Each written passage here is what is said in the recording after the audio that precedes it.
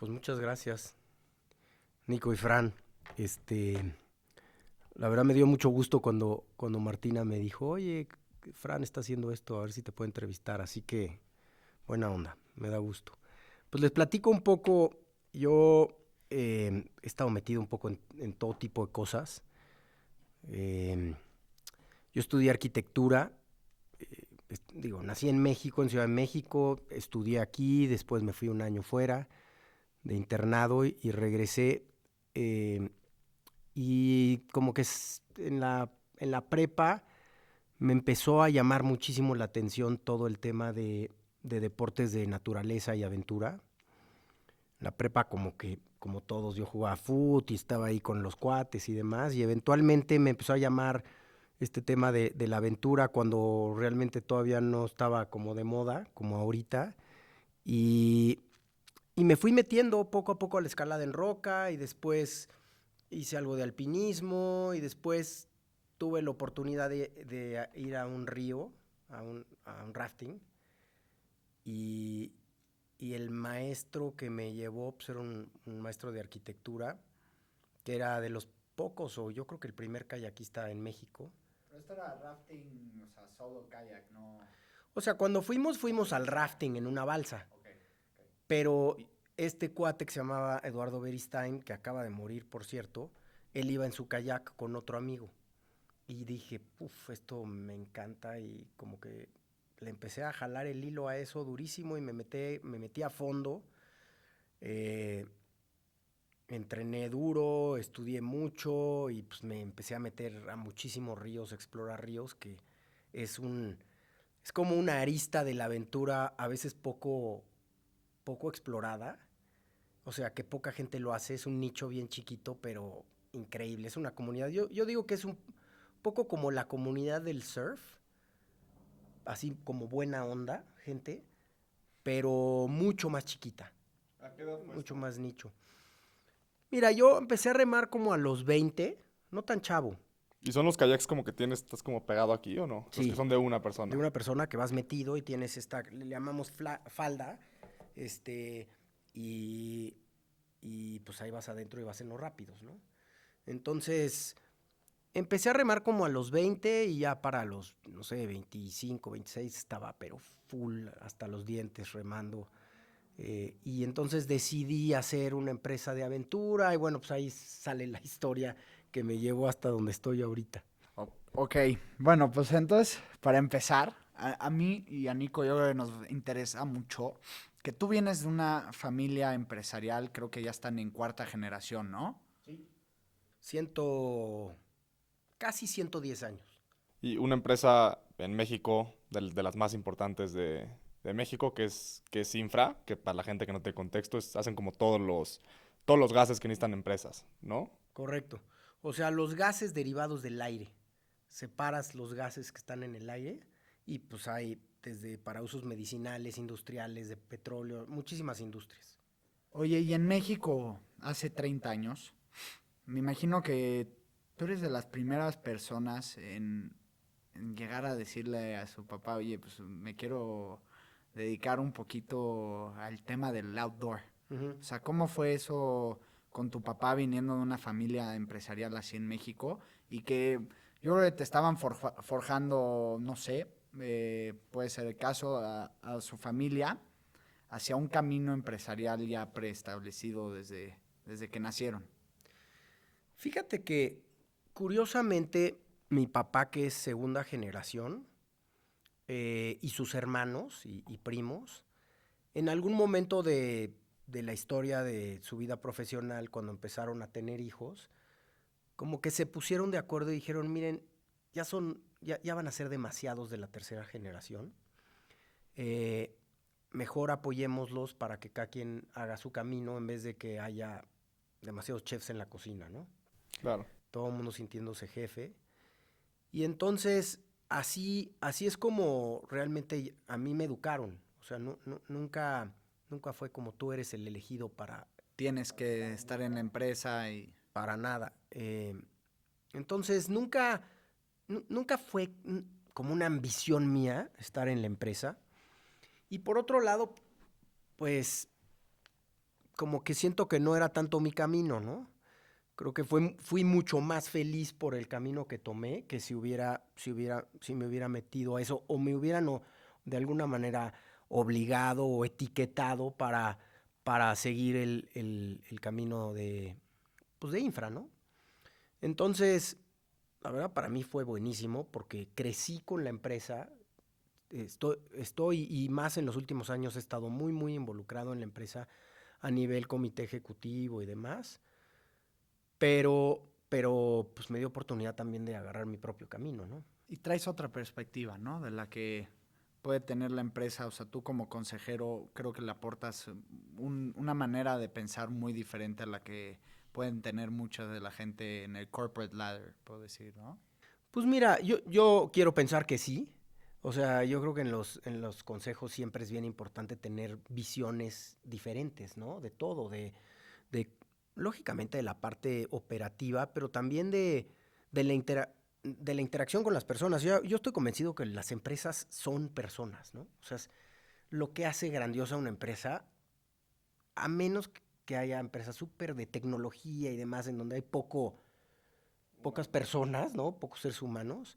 Pero una industria como esas, pues depende muchísimo de las relaciones entre las personas. Entonces, el entender las dinámicas interpersonales a todos niveles, que yo lo logré a raíz de mi historia personal, pues creo que ha aportado muchísimo a la empresa. Cuando dices como historia personal, ¿qué lecciones aprendiste en tu camino? Y ahorita platicamos de todas tus empresas, también Rodavento, ¿no? Que es como un hotel en Valle de Bravo para los que no sepan, un lugar muy, muy padre. Pero ¿qué lecciones aprendiste en tu propio camino de relaciones interpersonales y cómo eso se relaciona al mundo empresarial y la visión que aportas a Infra? Mira, yo te diría, eh, a lo largo de mi vida, como que he liderado muchos equipos. Porque cuando de chavo, pues hice una empresa de aventura, de turismo de aventura, como otra vez, como ahora hay muchas, pero en ese tiempo no había. Y entonces, Río Montaña, ¿no? Río Para y los Montaña que no Expediciones, sepan. sí, muchos de mi generación fueron, ¿no? Con un socio mío que después eventualmente murió en un accidente de montaña. Y, y entonces, pues realmente nosotros éramos los guías, ¿no?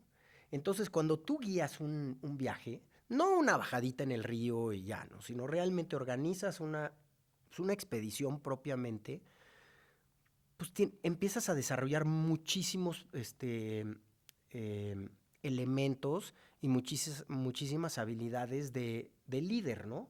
De cómo hacer que un equipo se integre, que no de repente se empiece a disgregar, que no alguien le dé miedo y entonces el otro lo critica y entonces hace una dinámica que no es positiva. Entonces, cuando empiezas a entender cómo tienes que tratar a las personas y qué decirles para que todo mundo vaya jalando hacia el mismo camino, pero cada quien aportando sus propios valores, pues te da muchos elementos que puedes aplicar en todos lados. Y especialmente me imagino que estos viajes de aventura pues conllevan cierto peligro, donde pues, si hay stakes, ¿no? O sea, si la gente no se coopera y coordina bien, puede hacer que algo salga mal, ¿no? Entonces te obliga como a desarrollar tus habilidades a más profundidad. Sí, sí, te obliga a desarrollar las habilidades y entender que a fin de cuentas, aunque parezca que no, aunque parezca que en un grupo hay el más débil, entre comillas, y el más fuerte o el más líder y demás,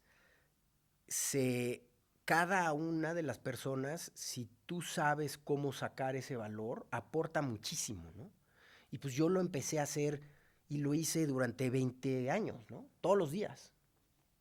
Oye, Valdemar, ahorita que estabas platicando justo de los deportes extremos, conllevan un factor muy importante, ¿no? El miedo. Y nos encantaría saber cómo piensas sobre eso y cómo lo afrontabas cuando te ibas o sea, veías el camino, o sea, que entrabas un poquito al flow state, ahorita que nos platiques un Sí. poco qué es el flow state para ti y cómo intentas entrar a ese flow Y state. para hacer el plugin, su libro se llama Find Your Wild Flow.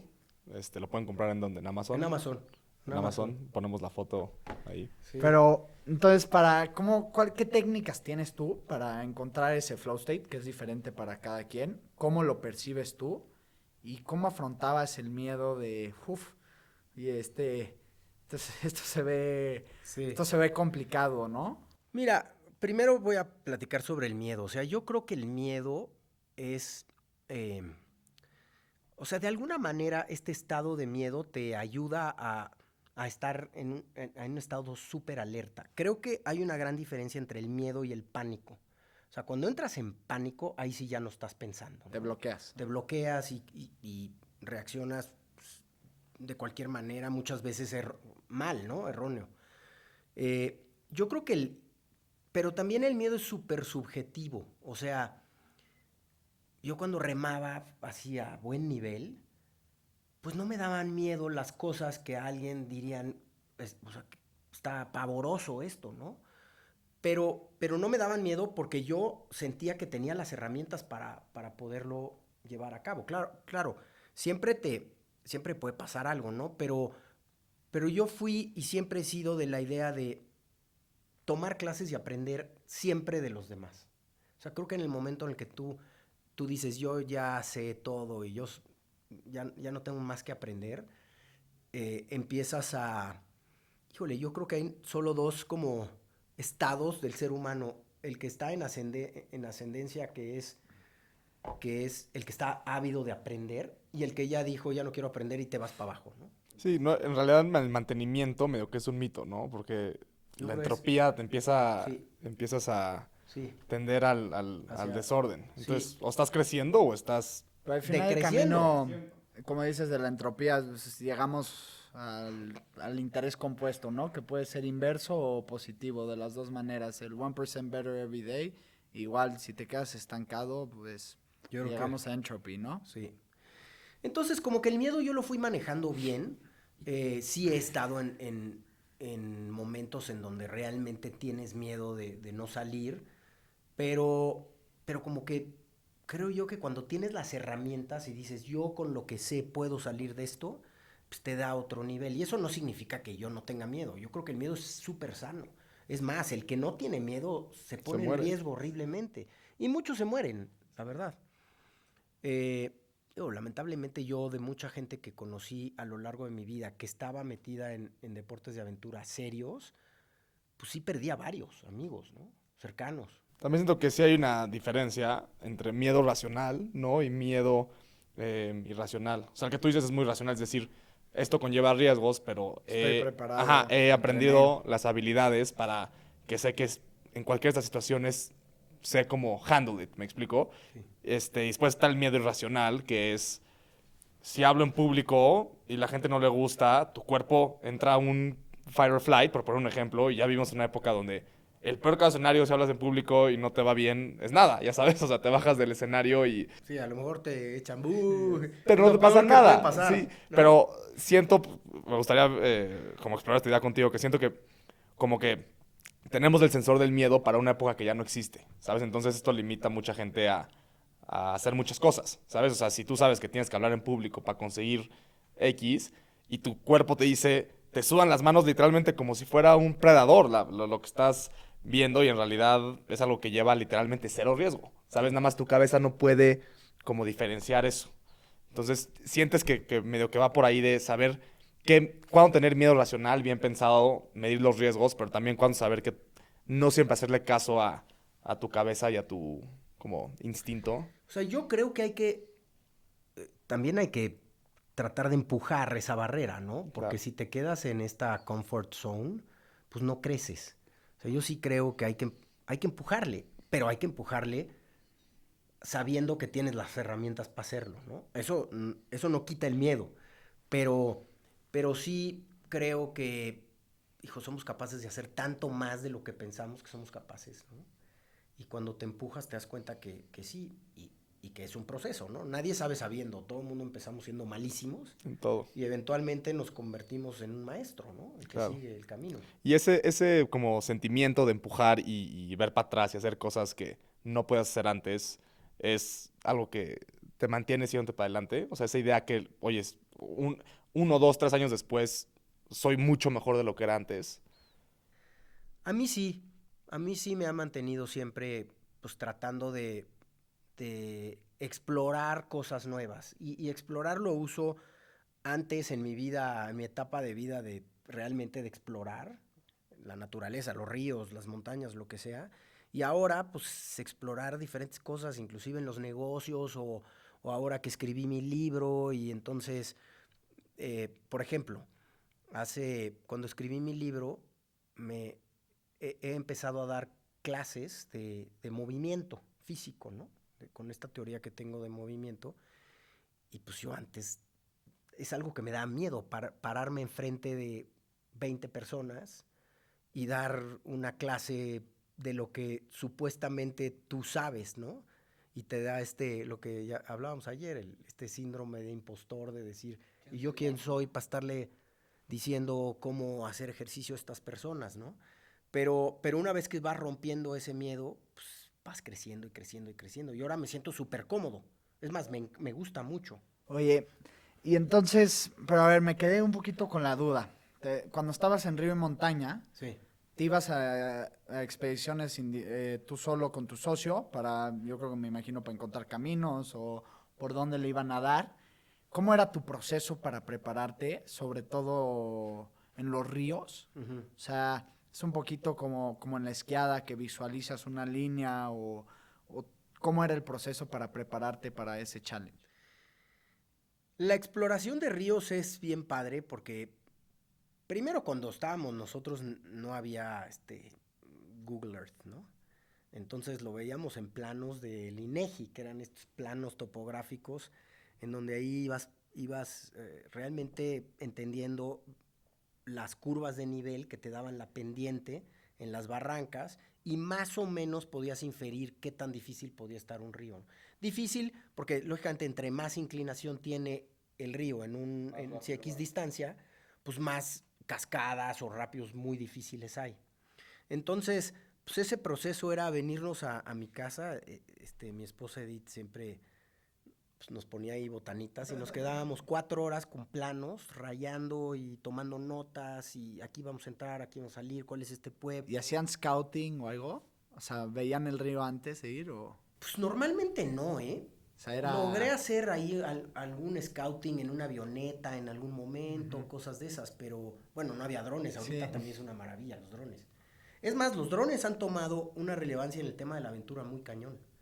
Porque ahora, para ver la línea. ¿O qué? claro, y también los esquiadores, o sea, los esquiadores hoy sacan su dron, vuelan el dron, ven cómo está, regresan y ya tienes una Idea. una idea. Y en el río muchísimo. Entonces, y después lo que hacíamos es pues, entrenar muchísimo todos los escenarios que pudieran haber, ¿no? ¿Cuáles son los peligros principales de los rápidos? Pues mira, lo que pasa en el río es que es de estos deportes en donde es un poco todo o nada. O sea, si cometes un error serio, pues te ahogas. O sea, no es como que me rompí la clavícula o las piernas, me ahogo, ¿no? Entonces, siempre estaba esta dualidad de decir, si bajo bien el rápido no me pasa nada, pero si cometo un error grave me puedo ahogar. Entonces, pues es una decisión dura.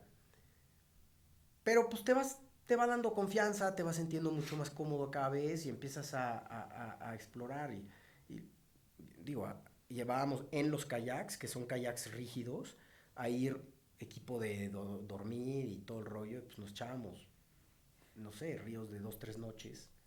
Padrísimo, ¿no? Una etapa increíble. Aparte era una etapa en donde también México estaba muy seguro, o más seguro, y te podías meter a todos lados y pues también yo supongo que éramos menos conscientes o había menos conciencia de la inseguridad de la que hay hoy.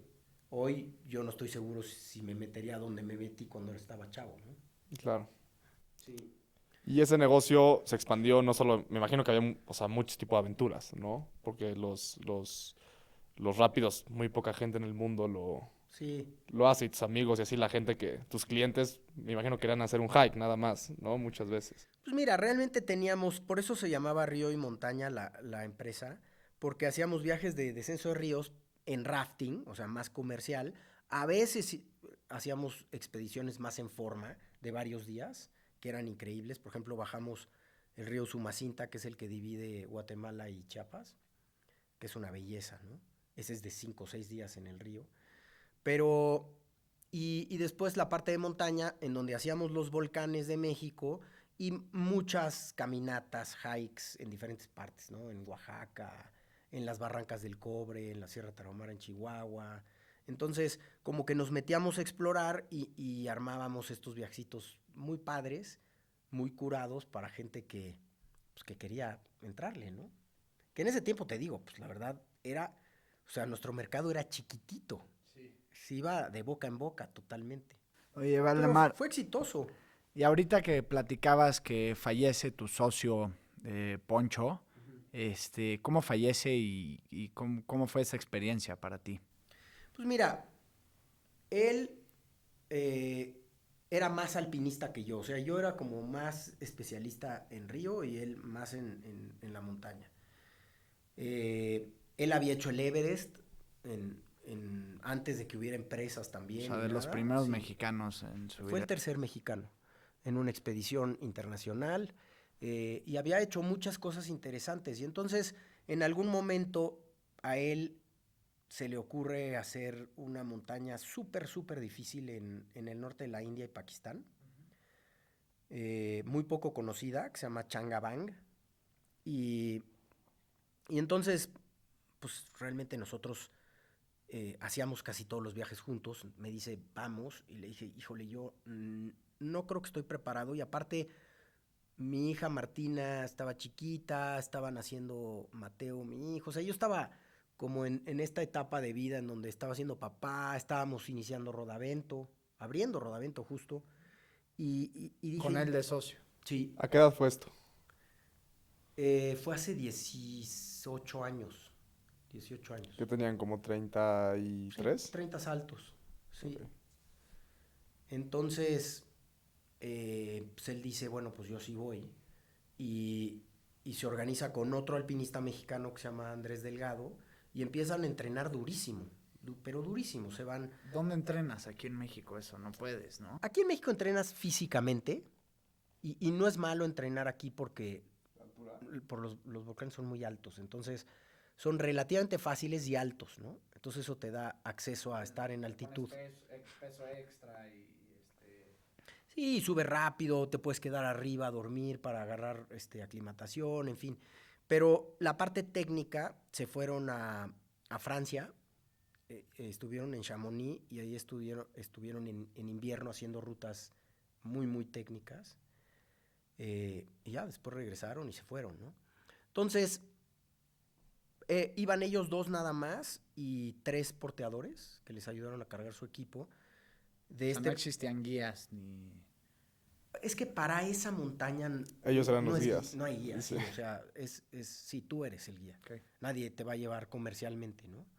Entonces, ellos fueron solos y llegaron a la base de la montaña con estos, pues, realmente cargadores. Armaron un campamentito base chiquito, que realmente eran 2 tiendas de campaña y algo de comida, y pues empezaron a hacer subidas de aclimatación y demás, y después se echaron el ascenso, se tardaron 10 días en la montaña y pues cuando llegaron a la cumbre llevaban un teléfono satelital, entonces le hablan a... Andrés le habló a su mamá y Poncho le habló a su esposa y les dijeron, estamos bien, pero estamos en la cumbre, pero estamos muy cansados. Y ya, pues, se acabó la llamada y ya fue la última vez que se supo de ellos. Entonces, realmente yo después, cuando me enteré, porque me habló la mamá de Andrés, me dijo, no ha llegado Andrés y yo estoy muy preocupada, los porteadores regresaron diciendo que no habían visto a ellos. Los portadores es como gente que sube contigo y te carga el Te equipo. ayuda a cargar, Ya. sí. Al Basecamp, ¿no? Ajá. ¿Y ellos por qué no? O sea, ¿cómo lo hacen ellos para no cansarse? Es que van al Basecamp, ¿no? Ellos Ya. se quedan abajo, Ah, ok. ellos no suben, se quedaron abajo esperando, ¿no? Pero como no bajaban, pues se regresaron a alertar a las autoridades y bueno, eventualmente nos llegó el mensaje a nosotros. Yo fui a la India y estuve pues ahí en el proceso de búsqueda. Nos invitaron a través de una relación entre el gobierno de de México y el gobierno de la India nos dejaron volar en helicópteros militares de la India para ver si veíamos algo en la montaña, restos o lo que sea, y pues yo no vi nada. Y entonces fue una etapa bien difícil porque ¿Cuánto tiempo estuviste buscándolos? tuve allá como un poquito menos de 20 días, 18 días. Ok. Difíciles. La verdad es que cuando yo subí en el helicóptero y vi o sea, en el lugar en donde estaban lejísimos, a días de caminata de lo más cercano, y pues en una montaña súper remota a la que no va nadie, dije, y está difícil que estén vivos, ¿no? Porque aparte ya habían pasado varios días. Pero pues ni modo, me regresé. La verdad es que allá tuve como unas reflexiones y lecciones de vida muy impresionantes porque la zona en donde está esa montaña es medio sagrada para la gente de la India. Entonces había muchos monjes que de alguna manera u otra se habían involucrado en todo este tema de los mexicanos perdidos y pues me eché unas pláticas sobre la vida y la muerte y demás impresionantes que pues, nunca más, ¿no? O sea, ¿Qué aprendiste? ¿Cuáles fueron las lecciones principales? mira, no me acuerdo bien, pero sí me acuerdo que la manera de ver la muerte pues, era muy bonita, ¿no? Nosotros normalmente en nuestras culturas vemos la muerte fea, ¿no? O sea, pero yo me acuerdo que él como que tenía esta paz de ir narrando cómo habían muerto en esta montaña sagrada y que quedarían ahí para la eternidad, y como unos conceptos muy bonitos, ¿no? Que sí te ayudan como a curar el alma de alguna manera. Entonces, pues ya me regresé y me pasó que dije, bueno, pues ya, next, ¿no? Se murió mi amigo, siguiente capítulo de vida. Y empecé a darle muy duro pues a la parte del hotel, de Rodavento, y claro que eventualmente me alcanzó la tristeza, ¿no? Sí. O sea, esa no te la sacudes. Yo con esta como ímpetu de decir, bueno, pues esto es lo que pasó y ya ni modo, ya no voy a ver para atrás, me arranqué un poco como robot y eventualmente pues me cayeron muchos veintes y mucha tristeza, ¿no? O sea, se te fue acumulando todo y de la nada... Pues sí, es que como que entras a un estado de negación y yo estaba en esta etapa de vida en donde todo me salía, ¿no? ¿no? Y estaba creciendo todos los negocios. Sí, todo estaba increíble pues, viajaba donde quería, tenía un nivel pues, muy alto de deportivo y demás, y decía, pues, está increíble la vida, y de repente pasa esto, me regreso, como que me tambalea un poco toda mi estructura, entonces yo creo que un poco me escondo en el tema de decir voy a ser un gran empresario, y pues eventualmente me di cuenta que sí me gustaba, pero también me encanta este tema de llevar gente al aire libre y como enseñar y en fin, ahí me fui reacomodando. Y para alguien que haya pasado una situación similar en su vida, ¿qué lecciones aprendiste? O sea, ¿cuál es la mejor manera para sobrellevar de una manera sana, entre comillas, una pérdida así o un evento así en la vida? Híjole, no sé, caray, esa es una difícil pregunta.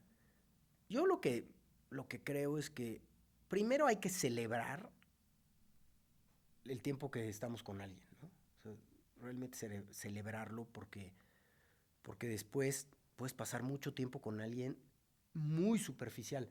A mí lo que me pasó con Alfonso, mi socio, es que la relación era muy profunda, porque siempre estábamos buscando estos viajes de aventura en donde sabíamos que nos poníamos en riesgo y que teníamos que depender el uno del otro, ¿no? Entonces como que teníamos una relación muy profunda, muy neta, ¿no? Que a veces pues, con los cuates te quedas diciendo tonterías, Sí, claro.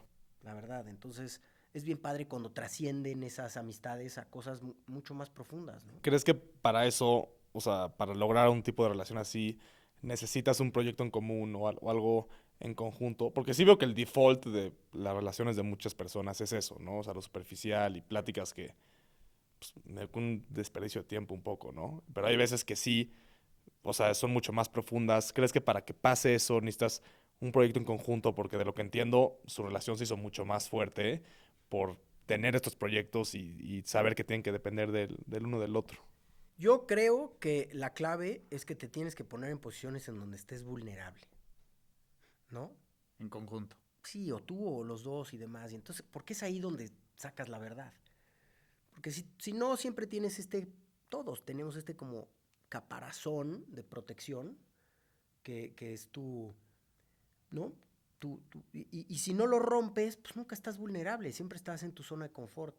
Pero cuando realmente rompes esa relación y alguien dice, oye, ayúdame, necesito de tu ayuda, en cualquier ámbito de la vida, la cosa cambia, ¿no?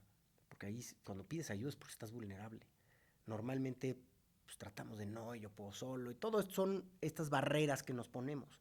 Entonces yo creo que ya sea en los negocios o en la aventura o un atleta de altísimo rendimiento, o una relación atleta-entrenador muy exitosa, siempre hay una vulnerabilidad de los dos. O sea, siempre hay abrirse completamente. Y hay que saber cuándo pedir ayuda y cuándo apartarte o cuándo... Yo creo que lo más difícil, sobre todo en los deportes, es el saber cuándo, o sea, por romper con una relación que ya te estás estancando, ¿no? O sea, y más difícil cuando, por darte un ejemplo, ahorita Carlitos Alcaraz, que lleva 20 años con su entrenador, o sea, romper esa relación para dar el siguiente brinco a lo que sigue en tu vida, creo que es muy, muy, muy complicado. Yo creo que debe ser súper complicado porque pues, sí, ya tienes una relación bien profunda, ¿no? Claro. Y volver a tener una relación así toma mucho tiempo. A lo mejor no la tienes nunca más, ¿no? Sí. Eso pasa. Oye, Valdemar, y entonces abres Rodavento y ahorita para los que nos estén escuchando que no sepan qué es Rodavento, ¿nos puedes explicar un poquito de dónde nace, qué es y qué quisiste lograr con el hotel? Rodavento yo siempre digo que yo me convertí en hotelero sin querer serlo, pero realmente yo fui hotelero porque empecé armando o sea, viajes en tiendas de campaña al lado del río, de los ríos en Veracruz. Por ahí tengo una foto en donde, debe ser una foto de 1994, en donde estamos yo y pues, mis 2, 3 amigos con los que íbamos de guías y tenemos armaditas así perfectas puestas, no sé, 20 tiendas de campaña, un comedor abajo de unas lonas con manteles y demás, y un grupo de gente. Entonces realmente yo me convertí en hotelero por ahí, no por un business plan, ni por una oportunidad de negocio, ni nada. Entonces, poco a poco, de ahí pues, compré un terreno en Veracruz en el río, construimos unas pequeñas cabañitas, lo operábamos como campamento, después eventualmente pues, se convirtió en un hotelito y, y en algún momento empecé a ir a Valle de Bravo de nuevo y dije, pues yo me encantaría hacer algo aquí en Valle y compramos el terreno de Rodavento.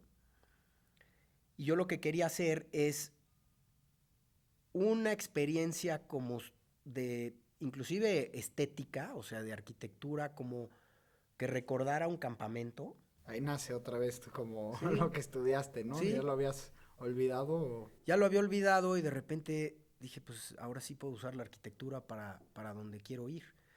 Entonces diseñamos este hotel que es como una reinterpretación de un campamento más sofisticado con una vivencia de hotel que hoy a lo mejor se conoce como glamping, ¿no? Sí. O una especie de glamping que a mí no me ¿Qué es encanta. glamping para los que no sepan? Glamping sale de glamorous camping, o sea, es campamento súper cómodo, ¿no?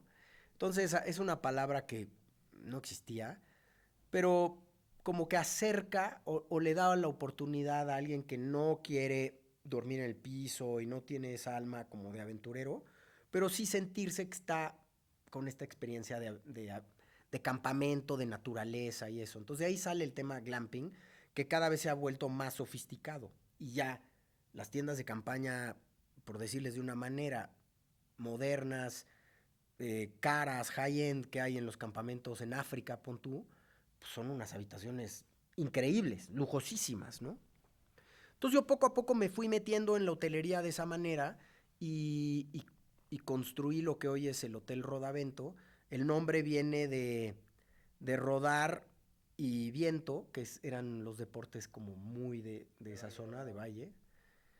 Y pues se quedó el nombre, como que es un nombre que se pega, ¿no? Se dice fácil y se te pega, y de ahí viene el nombre. Y ya, poco a poco me fui convirtiendo en hotelero, ¿no? ¿Y agarró tracción luego, Rodavento? ¿O cómo fue como la experiencia de empezarlo? Híjole, yo siempre digo que overnight success takes 20 years. Nada, más la gente ve la última parte. Claro, pues la gente dice, qué bruto, de la noche a la mañana te fue súper bien. No, llevo 20 años en la oscuridad, ¿no? En los campos llaneros, chambeando, para que de repente le pegues. Entonces, no, al principio claro que no pegó y yo ni entendía bien el negocio de la hospitalidad. Lo que sí entendía muy bien es cómo hacer una experiencia extraordinaria Es el para mis producto, clientes. realmente, Sí, ¿no? O sea, aquí el producto es la experiencia. sí. Eso sí lo entendía muy bien. Y pues realmente de ahí nace toda la filosofía, por decir así, o el DNA de la marca, que es irte a un lugar súper cómodo, muy bien diseñado, con una arquitectura muy buena, pero que, pero que sigas teniendo esta sensación de que estás en contacto con la naturaleza, ¿no?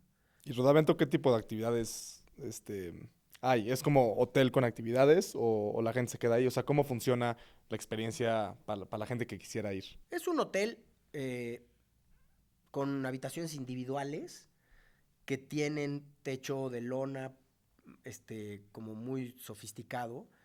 eh, y la idea es que tú salgas de tu habitación. O sea, yo me acuerdo que cuando estábamos diseñando el hotel, eh, le platiqué a mi papá el proyecto y me decía, pues, ¿cómo vas a hacer un hotel con techos de lona? Esto tiene 26, 27 años, ¿no? Y le dije, bueno, pues porque yo creo que esta experiencia como la que en algún momento nos había invitado mi papá a un safari en África, como la que vivimos en África, la podemos vivir aquí y, y por ahí va el diseño, ¿no? Nunca lo entendió, o sea, no lo entendió en ese momento, ya ahora claro que sí. Y también me dijo, ¿cómo vas a hacer un hotel sin tele, sin televisión? O sea, un hotel de tarifa buena, alta, sin tele, ¿no? Que en ese tiempo pues también era como un estigma. Y me acuerdo que la respuesta fue, no le voy a poner tele porque quiero que la gente platique. No quiero que se ponga a ver la tele. Este no es el hotel para ver la tele. Aquí la gente, lo que quiero es ser el escenario para que la gente platique con su hijo, con su esposa, ¿me entiendes? Y se rompa esa barrera que hablábamos hace rato y se hagan experiencias más allá de lo que se hacen en otro lugar. Y pues a fin de cuentas por ahí fue permeando esta filosofía de Rodavento que es hoy, ¿no? Que vive hoy. Imagino que para un señor como tu papá de esa época, esta idea se escuchaba totalmente fuera de la realidad, ¿no? O sea, un No, y en hotel Valle de Bravo, y en ¿no? Valle de Bravo y Hace 27 años. Hace 27 Sí, años. hoy te entiendo perfecto, gracias a ti, pero hace 27 años decir, oye, voy a armar un glamping en Valle de Bravo, te dices, güey, Sí. brother, estás loco, ¿no? Sí. ¿Y qué lecciones aprendiste llevando como el negocio? O sea, para que funcione y demás. ¿Qué fue como las lecciones más importantes que aprendiste? Mira, o sea, yo he construido mi negocio, yo diría de una manera pues, como un poco sui generis, pero yo sí creo que, por lo menos en mi negocio de la hospitalidad, lo primero que hago es, yo trato a la gente como me gustaría que me trataran a mí. O sea, la experiencia que a mí me gustaría recibir, esa es la que doy. Tú eres el cliente, ¿no? Digamos, o sea, tú fuiste el cliente mucho tiempo de esto, No, entonces sabes perfecto y qué las quieres. experiencias son cosas que te gustan a ti, ¿no? Sí. Y cuando tú estás entregando algo que para ti es extraordinario, o sea, que realmente tú poniéndote la cachucha de cliente es extraordinario, difícilmente te equivocas. O sea, Por eso mucha y gente co- dice como que tengas el problema antes de solucionarlo, ¿no? Porque tú sabes exacto de toda tu experiencia, qué te gustó, qué no te gustó, de las experiencias que sí, que no, Entonces, cuando desarrollas tu producto, es mucho más fácil pegarle a alguien que nunca ha vivido una experiencia así y no sabe qué es lo que busca. Combinaste todas tus pasiones, ¿no? O sea, fue como tu finished product ese lugar, ¿no? Sí, la verdad sí, combiné todas mis pasiones, o sea, la arquitectura y el diseño, la actividad, me encanta la verdad la construcción, o sea, me encanta la obra eh, y, y pues me permitió también irme a vivir a Valle de Bravo 15 años, o sea, yo vivía ya 15 años. Antes de que nos metamos a Valle de Bravo, que sí quiero platicar un poquito de eso, ¿nos puedes presumir ahorita a la gente que nos está escuchando para que vean el éxito que es Rodavento, la tasa de ocupación que tienen ahorita? Sí, la verdad es que muy, muy orgullosos, pero estamos normalmente arriba del 70%, que la verdad para un destino de fin de semana como Valle, pues es altísimo, ¿no? La verdad es altísimo. Y lo hemos logrado porque entre semana tenemos muchos grupos, ya sea empresariales y ahora cada vez más de todo lo que tiene que ver con wellness, desde meditación hasta yoga, todas las avenidas nuevas que hay de wellness. Entonces, pero pues lograr eso es una construcción poquito a poco, que las empresas, en el caso de los corporativos, pues que te empiecen a recomendar, que hagas, que realmente entregues un valor especial para que te escojan a ti en vez de a los cientos de miles de hoteles que hay, ¿no? Entonces, sí, tenemos una súper buena tasa de ocupación y lo que es más, eh, porcentaje de ocupación, y lo que es más importante en Rodavento es que también tenemos muchísimos visitantes, o sea, muchísima gente que va a Valle Bravo en su casa, a su casa, va y nos visita ya sea al spa o a las actividades o a llevar a sus hijos al Kids Club que se llama Rodaventuras o a comer. Entonces tiene mucho movimiento el hotel. Oye, y ahorita que nos íbamos a meter a Valle, dices que te dio la oportunidad de irte a vivir 15 años en Valle. Y creo que igual eso, en la sociedad que vivimos, puede ser un poquito un estigma, ¿no? Sobre todo para tus hijos. O sea, oye, ¿a qué escuela van a ir? ¿Qué amigos van a hacer en Valle? ¿Qué van a hacer ahí? ¿Cómo fue eso y cómo crees que haya sido la experiencia y la educación de tus hijos en Valle Bravo? Es una buena pregunta porque claro que tuvimos muchísimas dudas. O sea, Edith y yo, digo, cuando están chiquitos, pues no tiene bronca. O sea, en jardín de niños los llevas ahí a un jardín de niños increíble en Valle y estás feliz como papá, ¿no? Y los enseñan a, no sé, a regar las plantas y a cuidar ciertos animales. Todo está increíble. Claro, cuando empiezan a crecer y de repente vienen los primitos chilangos, ¿no? De la Ciudad de México y, y había cierto desfase en ciertas, eh, digamos, temas académicos que hoy podrías ver como un hándicap. O sea, que en ese momento dices, híjole, a lo mejor mi hijo no lee tan bien como acá o las matemáticas están menos avanzados. Y como papá te ponen muchas dudas porque dices, pues, ¿cómo estoy haciendo experimentos con la educación de mis hijos? Cuando no tengo que hacerlos, ¿no? Pero la verdad fuimos fieles a la causa. Edith y yo dijimos, yo creo que lo que les estamos enseñando aquí vale más a que sepan multiplicar y sacar raíz cuadrada a los 11 años, ¿no? Y eventualmente, pues, nos aventamos la apuesta. Tuvieron una vida padrísima, súper incluyente, ¿no? Con unas amistades de gente de todos colores, sabores, culturas y demás. Y, y hoy yo creo que enriqueció su vida, la verdad. Yo creo que, yo siento que una de los miedos que les rompimos a mis hijos es el miedo a poderte relacionar con gente que no es necesariamente de tu misma cultura, círculo social y cultura, ¿no? Que viene de un background completamente diferente, sea el que sea porque el color de su piel o su religión o lo que sea. Y cuando eso no te da miedo, uf, te abre un mundo, ¿no? Oye, ¿y cómo era su vida ahí el día a día en Valle de Bravo? Pues mira, vivíamos a minutos de la escuela, o sea, ¿Cómo se llamaba la escuela? Es que yo no conozco. Se llama una Los sola escuela Caracoles. en Valle. Ya lo había escuchado. Los Caracoles. Bueno, pues así es la única escuela que hay en Valle, ¿no? pues mira, hay varias escuelas. Esta, cuando nosotros empezamos, o sea, cuando mis hijos pues, empezaron a ir a la escuela ahí, prácticamente eran la segunda, tercera generación, pero tercera generación eran 3 gentes o 4 chavitos, ¿no? Y nosotros como papás estuvimos muy involucrados en la escuela y en la educación y demás.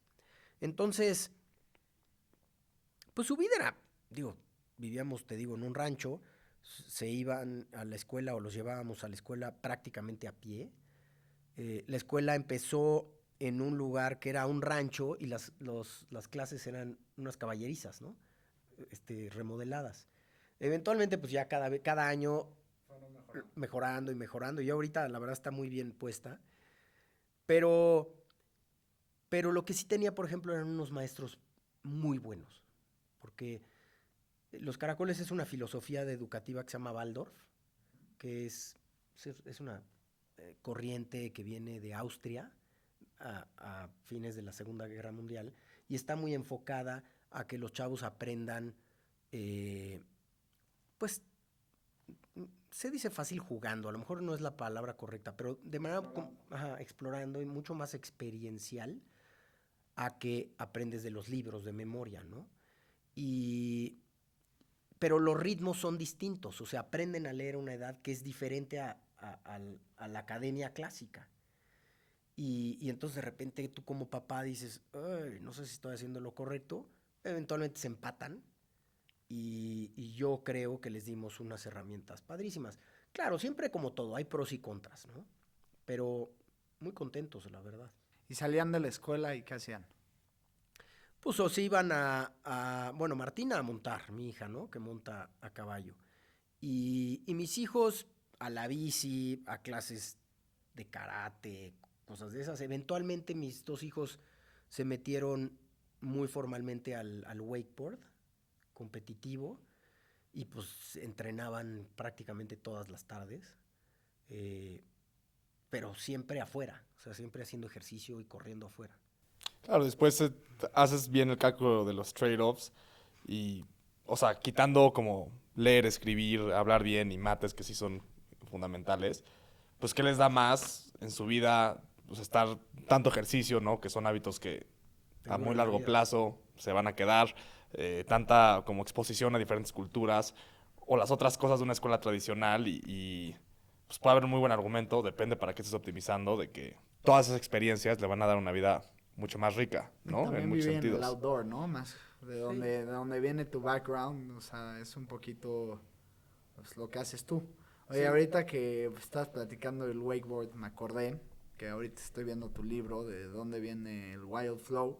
Que te destruiste la rodilla echándote una marometa a los 50 años en el Cuenta wakeboard. A esa ver, ¿cómo historia. estuvo eso? Pues sí, estaba yo esquiando con mis hijos y me pusieron a intentar dar maromas ahí en el wakeboard y entonces quise dar un back roll, ¿no? Y caí con la rodilla extendida, hiperextendida y prácatela, se estalló mi menisco, ¿no? Entonces, la verdad fue duro porque como yo siempre he estado, mi motor siempre ha sido estar afuera y, y- y divertirme afuera físicamente. Entonces, de repente ponerme ese freno y decir, a lo mejor ya nunca puedes esquiar otra vez, pon tú, en nieve, o, o echarte o correr. Y entonces me eché 2 operaciones, una en México que no quedó bien y entonces hice rehabilitación un año y después dije, voy a explorar otro camino. Encontré un doctor en San Francisco, en California, que tenía una técnica en donde me pudieron colocar un menisco de un cadáver, un trasplante de menisco, y un poquito medio experimental, y pegó. Pero me tardé otro año, año y medio de rehabilitación así súper estricta. Pero bueno, pues ahora hago todo, Y la no te verdad. duele nada. Nada. Ni me como acuerdo nueva. de ello. A ver, Ahora, eso fue un de proceso largo, pero sí. eso de que no te duele nada viene de algún lugar. O sea, ¿de dónde sale el Find Your Wild Flow? Viene de que yo, o sea, en la proceso de recuperación de la rodilla, la segunda, entra la pandemia.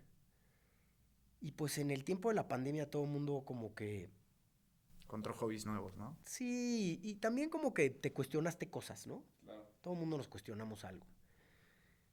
Y yo empecé a decir, digo, estoy bien, yo siempre he hecho ejercicio y me he cuidado, pero ya estaba todo lastimado, la verdad.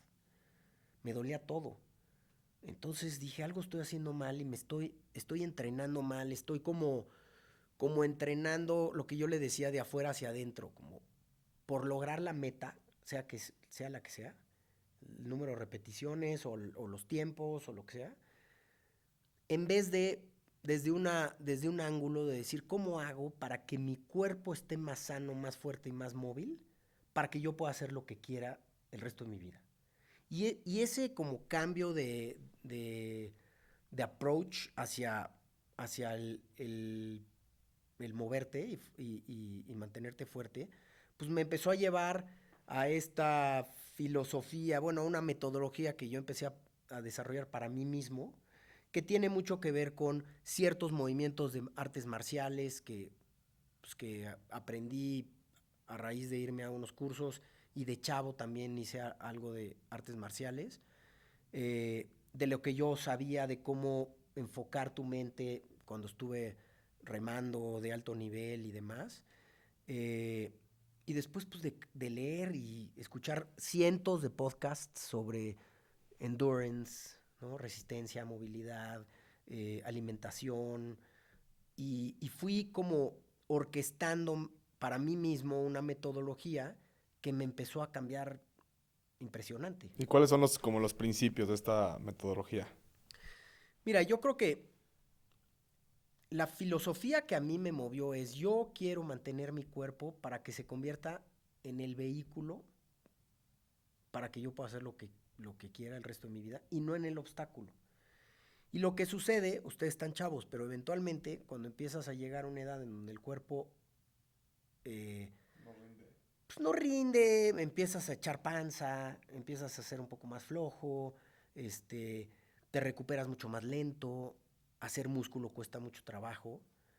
Empiezas en tu mente a convencerte de que, bueno, pues igual ya me pasó mi edad de estar tan bien, ¿no? Físicamente, ya mejor me voy a dejar y voy a disfrutar el vinito y las comidas y los viajes y poco a poco, después de los 50, normalmente los hombres empezamos a La entropía. sí, empiezas a engordar, empiezas a no poder moverte correctamente y entonces te empiezas a lastimar y después te entra la culpabilidad de decir, no, ya soy un flojo.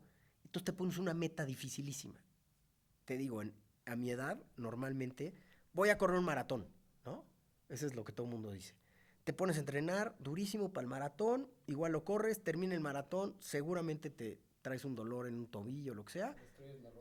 Te destruyes la rodilla o la cadera y paras. Y vuelve a entrar este sedentarismo, entonces te entra la culpabilidad y empieza a entrar en un ciclo súper nocivo. Entonces yo dije, ¿cómo rompo ese ciclo para poder estar muy bien y poder seguir haciendo lo que me gusta, ¿no? Y entonces fui desarrollando esta metodología que te digo, conjunta pues, desde meditación, breathwork, movilidad, fuerza funcional, cómo entrenar para mantener la resistencia aeróbica y cómo hacer más allá. Y yo creo que lo más importante de todo eso que acabo de decir es cómo hacerlo sostenible para el resto de tus días. Porque es bien fácil decirte, oye, voy a entrenar durísimo para echarme el programa de, no sé, Insanity o 54D o el que tú digas. Y entrenas y te lo echas. Pero cuando termina, dices, yo ya no quiero saber de esto. Está durísimo. Y lo dejas. No es sostenible, ¿no? Claro. Entonces yo lo que dije es, ¿cómo le hago para que yo diseñe una metodología que yo pueda hacer todos los días de mi vida y no solo me obligue a hacerlo, sino me guste hacerlo? lo convierta yo en un hábito, ¿no? Y yo le llamo un ritual, en donde ya yo me levanto y ya es mi ritual toda mi sesión de movimiento. Ya ni me la cuestiono. ¿Cuánto dura? ¿En qué consiste? ¿Haces barras, lagartijas? Mira, sí, pero antes hago unos movimientos de elasticidad y movilidad que hacen que rotes el cuerpo, o sea, en torsión, y entonces empiezas a alargar músculos, sobre todo de alrededor de la cadera, que normalmente vamos perdiendo pues, a lo largo de la edad, y con muchos deportes que hacen que te contraigas. Por ejemplo, los caballos, pues es un deporte que contrae muchísimo, porque todo el tiempo estás apretando, ¿no? Entonces, tienes que aprender a soltar y a liberar para que las articulaciones funcionen. Pasa lo mismo un poco en la bici. O sea, es como una mezcla entre yoga, artes marciales y calistenia. Sí, exacto. Entre yoga, muchos movimientos de yoga, artes marciales, mucho de jiu-jitsu, digamos, de cómo moverte en el piso, ¿no? Rodar, cómo moverte en el piso. Y, y calistenia, sí, funcional. O sea, pesas no haces. Mira, hago las rusas, los kettlebells. Hago de repente una vez a la semana una sesión que tengo muy padre. Porque creo que sí es importante de repente meterle peso. Puedes no hacerlo, o sea, si eres súper creativo puedes hacer todo sin meterle peso solo con tu cuerpo. Pero también necesitas más elementos, ¿no? Necesitas barras. Sí, necesitas estar armado. Sí. Como un poco como Nico, tu sobrino, ¿no? Como que tiene Nico ahí su jungle gym, ¿no? Sí. Pues Nico hace mucho eso. Funcional. Y entonces he logrado mantenerme muy móvil, ágil, fuerte, y entonces pues eso me encanta porque puedo seguir haciendo lo que quiero, o sea, puedo seguir esquiando a la dificultad que sea, ¿me entiendes? Ya normalmente me pasa que con los grupos con los que voy a hacer cosas, pues, les llevo 10 años.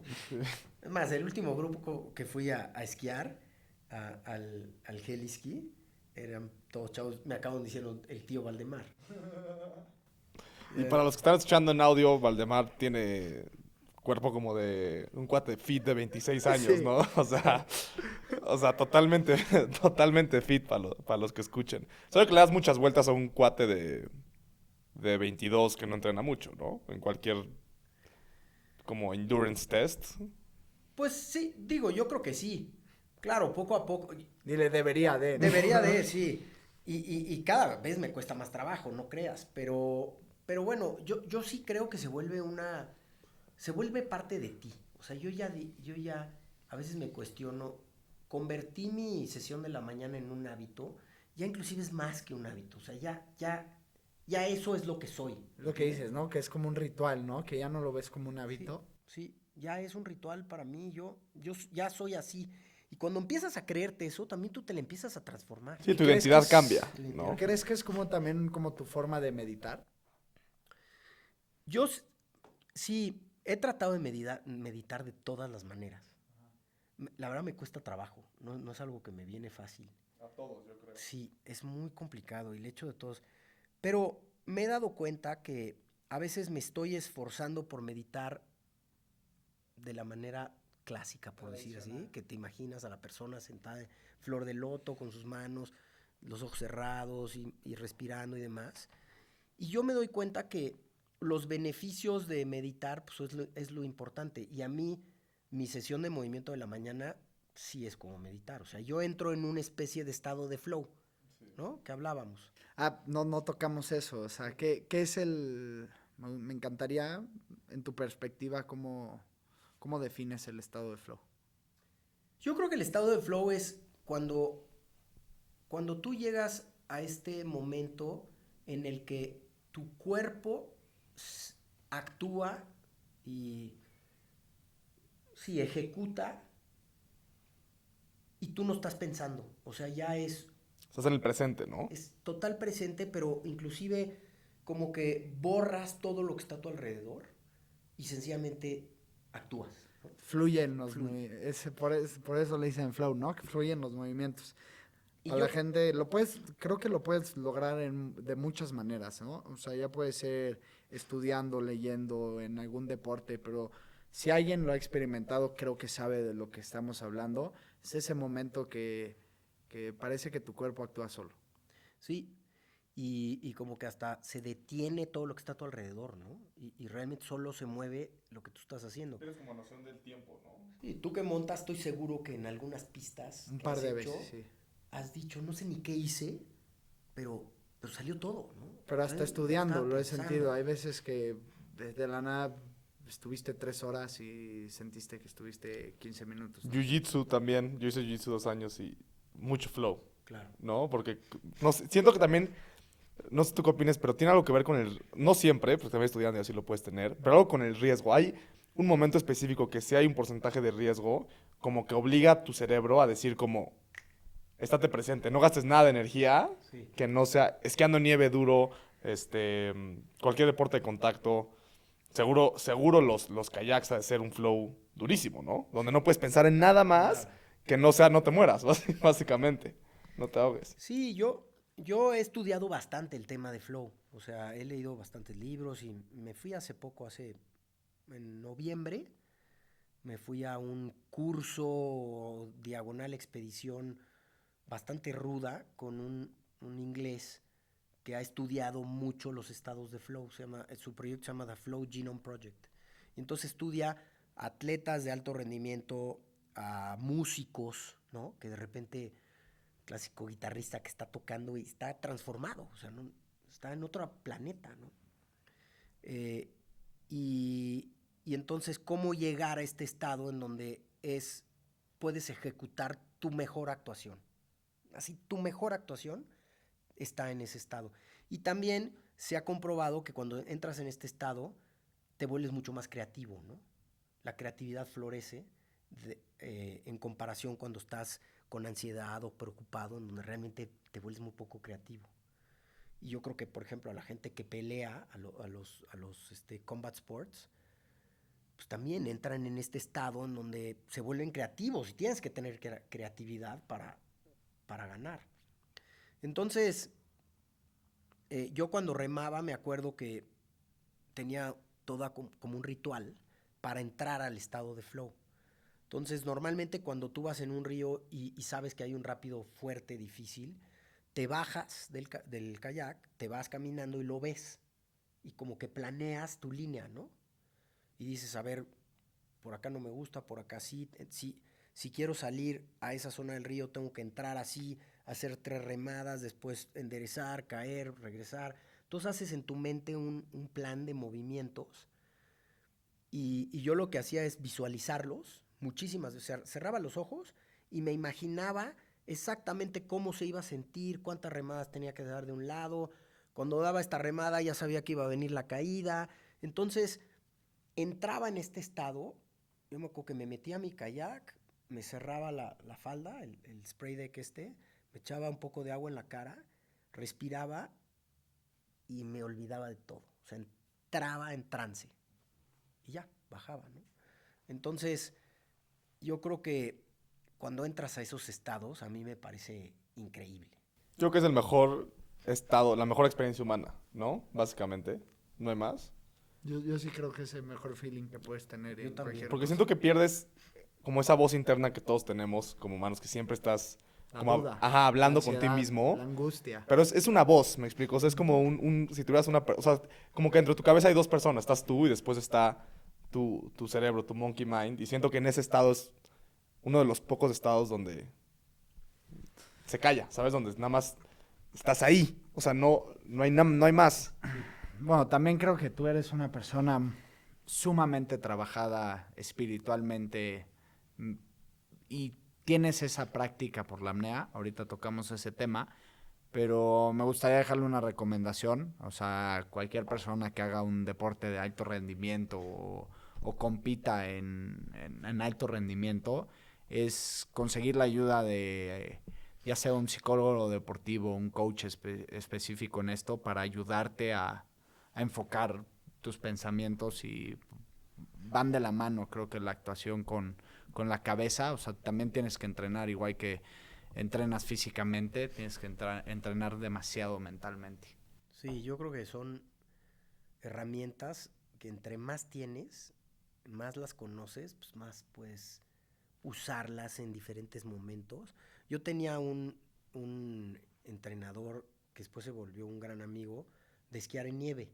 Como que en algún momento de mi vida también me metí así muy fuerte a aprender a esquiar correctamente, o sea, la técnica, ¿no? Entonces tomé cientos de clases y el con el que más tomaba es un americano que vive en California, en Truckee, y me decía, cuando tú quieres esquiar así y quieres esquiar cualquier tipo de condición que se te presente, tienes que tener una bolsa de, él le decía, the bag of tricks, ¿no?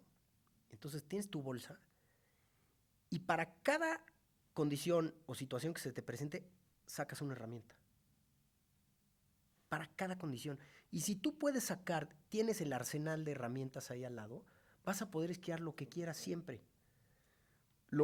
Cuando todo se descompone es cuando llega a una condición para la cual no tienes herramienta.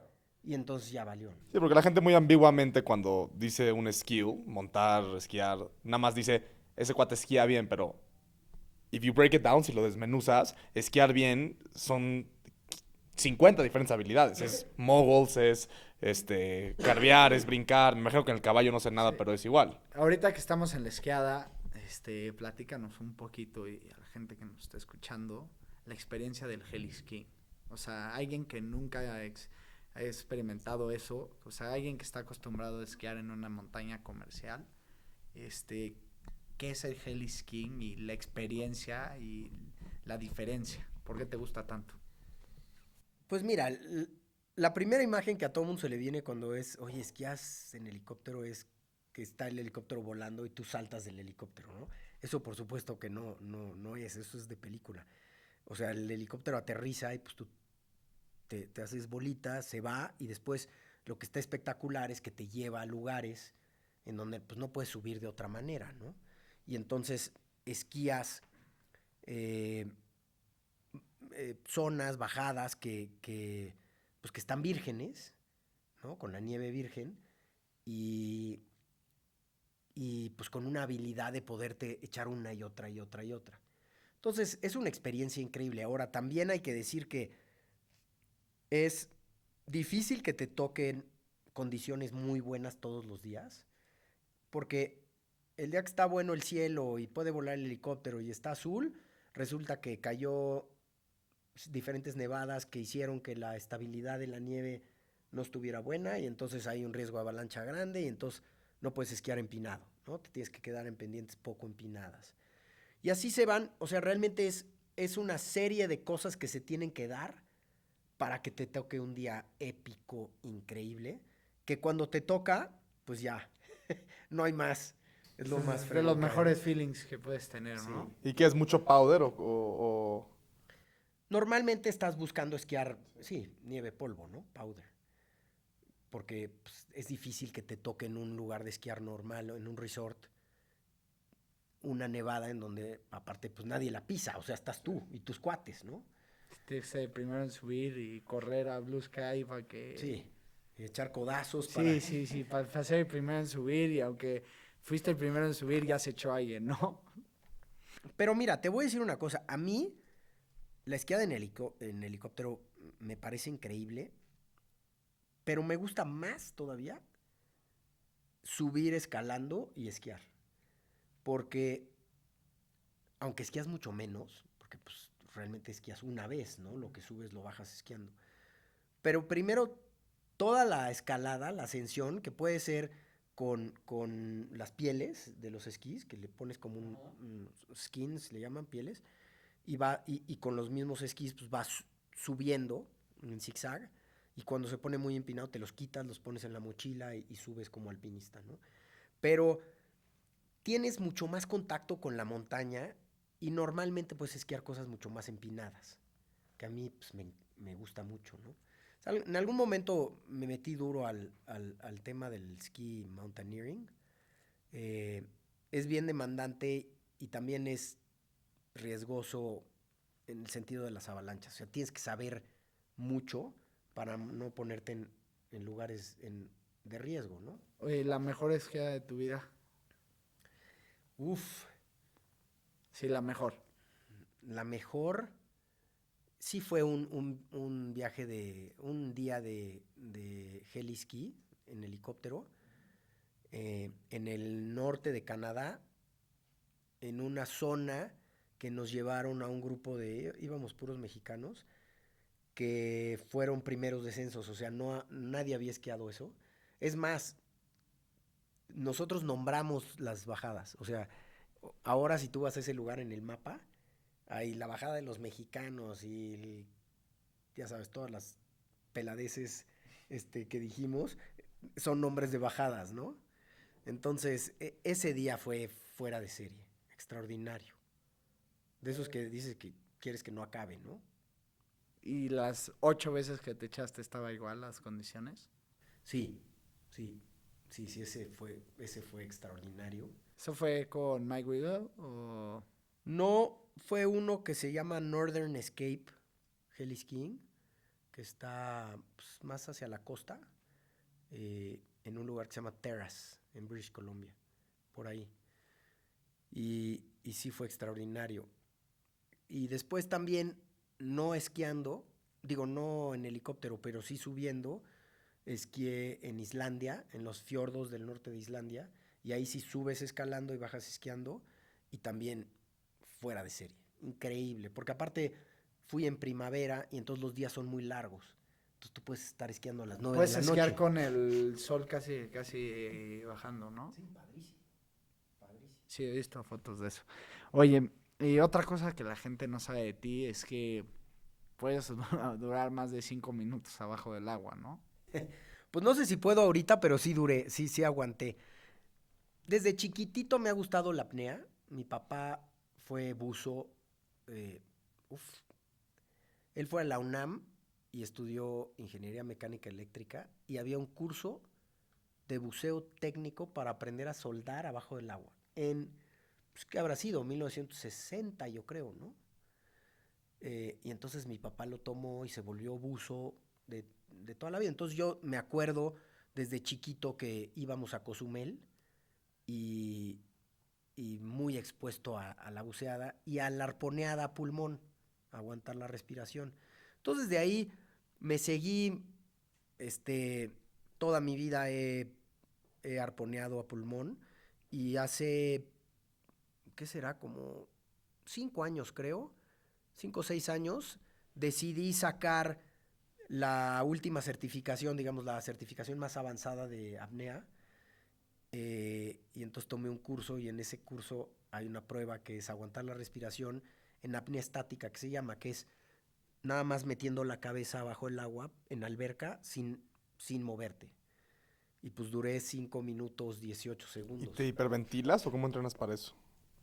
No te hiperventilas.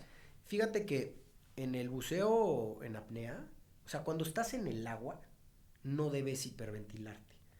Porque si te hiperventilas, digo, es una explicación técnica complicada, pero a fin de cuentas estás un poquito truqueando para que tu cerebro no identifique, El CO2, ¿no? sí, la sobra de CO2 y por tanto no te mande la señal de que necesitas respirar Y te puedes morir. y te puedes desmayar. Y si te desmayas abajo del agua y nadie te saca, pues te ahogas, ¿no? Entonces, la hiperventilación es bien delicada en el buceo en apnea. Tienes que hacer una respiración previa Como diferente, meditación, más o menos. más como meditación que hiperventilación. Oye, ¿y cómo lo haces cuando sientes que te vas a ahogar? O sea, llevas 40 segundos adentro del agua y ya traes el feeling de sácame de aquí. Pues es un proceso como todo, o sea, tienes que entrenar, hay muchos ejercicios para desarrollar tu capacidad de aguantar la respiración. Eh, yo me puse a entrenar así rigurosamente todos los días, hacía estas secuencias que se llaman tablas de respiración. Entonces en las noches hacía, no sé, 40 minutos de respiración, hasta que fui adaptando a mi cuerpo a la sensación de falta, más bien de CO2, de sobra de CO2, que es la que identifica como ganas de respirar. Entonces, pero en el proceso, cuando estaba ahí agarrado de la alberca y sabía que ya había pasado la barrera de los 3 minutos, 3 y medio, 4, ya de los 4 a los 5 y medio es una batalla horrible con tu cuerpo. Pero cuando entrenas, ¿qué? ¿Incrementas tu capacidad de absorber oxígeno o simplemente como que logras que no sentir esa sensación del CO2? Las dos. O sea, tú con una serie de ejercicios puedes expandir tu capacidad pulmonar. O sea, hacer que más volumen de aire te entre, ¿no? Y eso es mejor. Y eso es con ejercicios. Y después, aparte, vas entrenando a tu cuerpo a sentirse cómodo sin respirar, ¿no? Y el cuerpo va teniendo reacciones, señales. O sea, de repente, cuando pasa a cierto nivel, el diafragma hace como una contracción. Parece como si fuera una ganas de vomitar un poquito. Y esa es una señal que te da tu cuerpo de que ya quiere respirar. Pero de esa primer señal a que realmente ya te vas a desmayar, hay mucho tiempo, mucho espacio. Pero si te pasas... ¿Y perdón, pero cómo sabes medir eso de ya es suficiente o no es suficiente? Pues con la práctica y te vas a... Sí, es con la práctica, porque al Y principio traes reloj, obviamente, me imagino, o no. O te traes con los ojos te van cerrados. diciendo. O sea, O sea, sí escuchas ahí. Sí escuchas. Tú estás con la cabeza metida en el agua, pero hay alguien que está al lado tuyo, agarrándote, cuidándote, y te va diciendo, llevas 1 minuto, 1 y medio, 2, 2 y medio, y así. Entonces tú sabes, ya cuando, por ejemplo, yo cuando pasé de los 4, ya le dije, dime cada 10 segundos. Entonces era 4:10, 4:20, 4:30. Ya para el 4:30 tu cuerpo está haciendo casi convulsiones. Pero pues si tú tienes la mente clara y dices aguanto este proceso, lo aguantas hasta que ya estás casi al borde de desmayarte y entonces ya sacas la ¿Y cabeza. cuál es el límite de, o sea, donde sí hay daño? Porque obviamente hay un punto donde sí hay daño cerebral, ¿no? O sea, 10, 15 minutos sin oxígeno te empiezas a...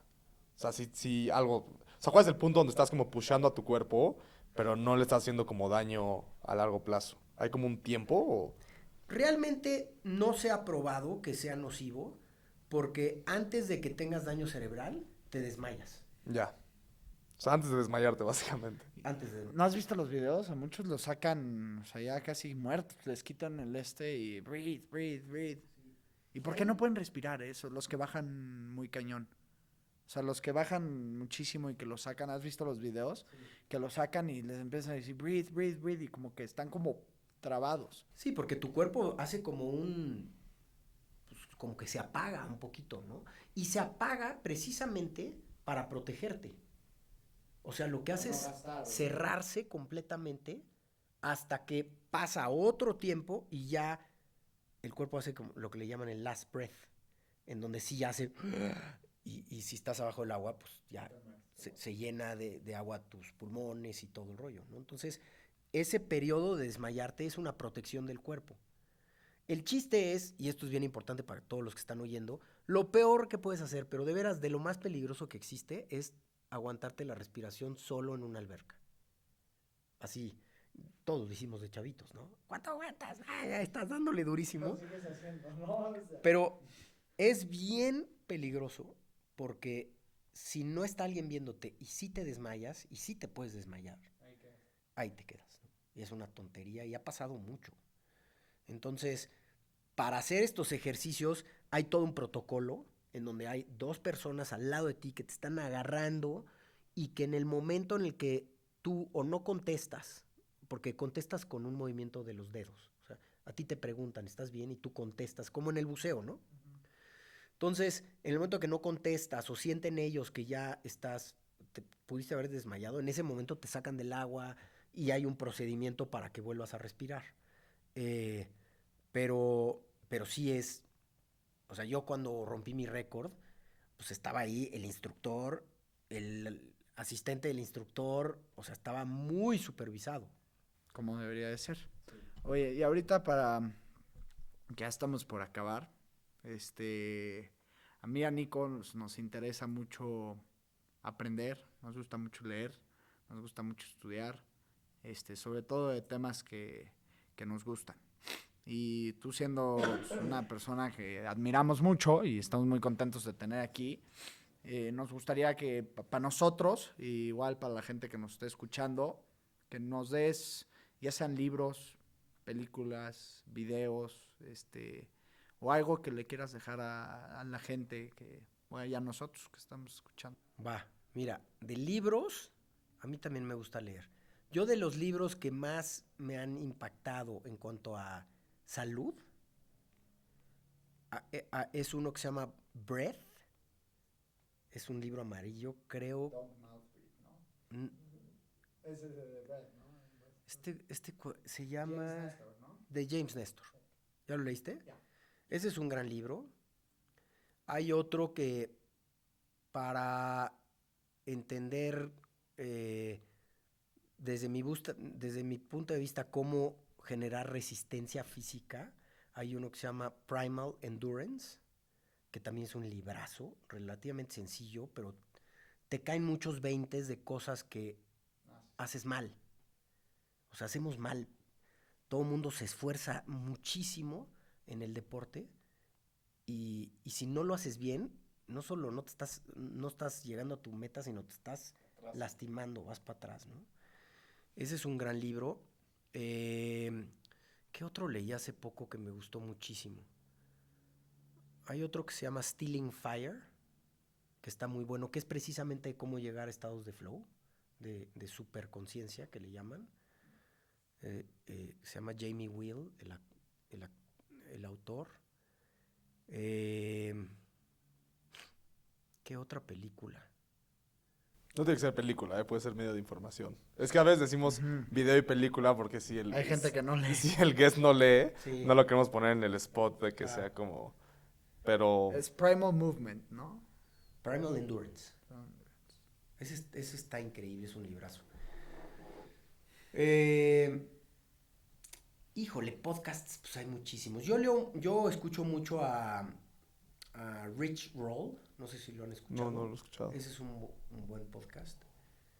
Ese es de los que más me gusta porque es un poco similar a lo que están haciendo, donde entrevista a gente que ha tenido pues una vida interesante de transformación y entonces siempre hablan de todo este proceso de transformación que te ha llevado a lo que eres hoy, más allá de si eres un gran empresario, un gran atleta o un gran lo que sea, ¿no? Pues esos son los que se me vienen a la mente. Súper. Pues súper. ¿Y hay algún tip? Especialmente para audiencia más chica, ¿no? O sea, si tuvieras 20, 22 años y pudieras llevarte 3 ideas o 3 como... Si te pudieras hablar tú a tus 20, ¿qué te dirías?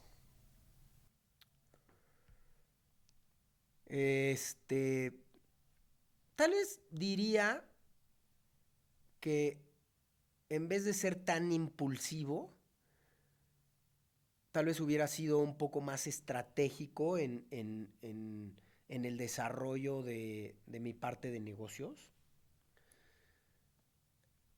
Pero también me lo cuestiono porque muchas veces hoy, a mi edad, yo tengo 57, estoy con gente que me dice, híjole, acabo de, o me quiero ir a bucear con los tiburones, o quiero ir a subir esta montaña o hacer una caminata increíble en Nepal o lo que sea, ¿no? Porque nunca lo hice de chavo, porque estaba estudiando y chambeando y en el rat race, ¿no? Y a mí me pasa al contrario, que yo dije, a lo mejor se oye sangrón, pero hice muchísimas cosas cuando estaba chavo, muchísimas de ese tipo. O sea, me atasqué, al grado de que hoy de repente tengo que definir cuáles son las cosas, digamos, que quiero hacer, que no he hecho, ¿no? Y eso me ha llevado pues, a ser la persona que soy hoy. Ahora, dicho eso, pues también mi desarrollo empresarial, por decir así, a lo mejor fue más lento, pues porque mi interés y mi corazón estaba en otras cosas, ¿no? La verdad. unas por otras, y le metí muy profundamente a lo que me gustaba, lo exploré a fondo, ¿no? Entonces, yo creo que en este proceso, en ese camino que es la vida, hay que ser... A veces es fácil decir sigue tu pasión, ¿no? Yo creo que más que seguir tu pasión es que lo que hagas sea súper congruente con quien eres. O sea, que camines con congruencia en todos aspectos, ¿no? Que si tú crees en algo, lo vivas, lo digas, lo seas, lo respires, y lo demás sucede, ¿no? En todos los ámbitos. Y muchas veces como que el mundo quiere como traguearte a no eso, ¿no? A la autenticidad. O sea, esto que dices, como ser auténtico, ¿no? Auténtico hacia tus ideas y lo que quieres. Y muchas veces el mundo busca como... Hay una frase que me encanta de Naval que dice escape competition through authenticity. Claro, y es súper cierto. La verdad, las grandes historias de gente que ha transformado el mundo no estaba pensando en cómo mejorar, cómo ganarle a la competencia. Estaba pensando en cómo... En sí mismo. Sí, en sí mismo, en cómo solucionar un problema o una situación que nadie más había solucionado, ¿no? Y yo creo que eso es... Pero con eso tienes que ser congruente, o sea, yo creo que si tú lo que te mueve es tal cosa, pues lo que hagas más o menos tenga cierta congruencia, ¿no? Y no me voy al extremo para nada de decir, abandona todo y vete a vivir a una cabaña en los Himalayas, ¿no? Pero yo creo que dentro de una vida en sociedad, ¿no? Normal, puedes ser muy congruente con quien eres o muy poco congruente con quien eres. Y moverte en el mismito ámbito, sin salirte de contexto, ¿no? 100% de acuerdo, pues. Señores, Valdemar Franco, y como les dijimos, aquí está su libro, Find Your Wild Flow. Ahí van a tener todo el tema de su filosofía y porfa, léanlo. Gracias por el tiempo. No, hombre, muchas gracias. Los felicito. Qué padre proceso están haciendo.